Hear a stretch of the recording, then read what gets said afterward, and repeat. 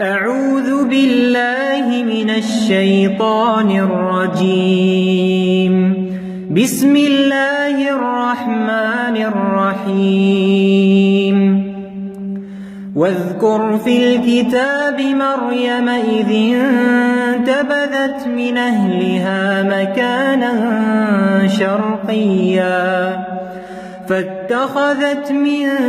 دونهم حجابا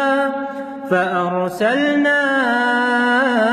إليها روحنا فتمثل لها بشرا سويا قالت إني أعوذ بالرحمن منك إن كنت تقيا قال إنما أنا رسول ربك ليهب لك غلاما زكيا قالت أنى يكون لي غلام ولم يمسسني بشر ولم أك بغيا قال كذلك قال ربك هو علي هين ولنجعله آية للناس ورحمة منا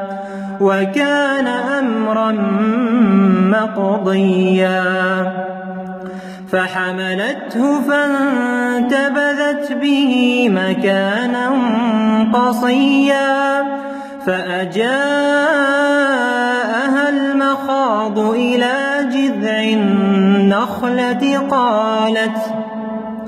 قالت يا ليتني مت قبل هذا وكنت نسيا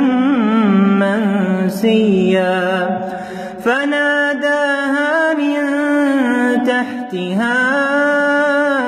ألا تحزني قد جعل ربك تحتك سريا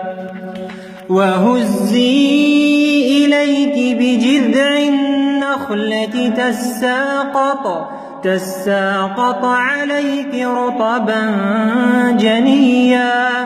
فكلي واشربي وقري عينا فإما ترين من البشر أحدا فقولي إني نذرت للرحمن صوما فلنكلم اليوم إنسيا فأتت به قومها تحمله قالوا يا مريم لقد جئت شيئا فريا يا أخت هارون ما كان أبوك امرأ سوء وما كانت أمك بغيا فأشارت إليه قالوا كيف نكلم من كان في المهد صبيا قال إني عبد الله آتاني الكتاب وجعلني نبيا وجعلني مباركا أينما كنت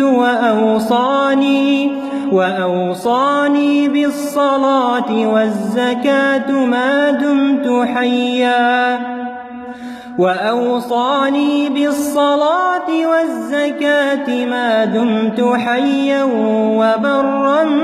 بوالدتي ولم يجعلني جبارا شقيا والسلام علي يوم ولدت ويوم أموت ويوم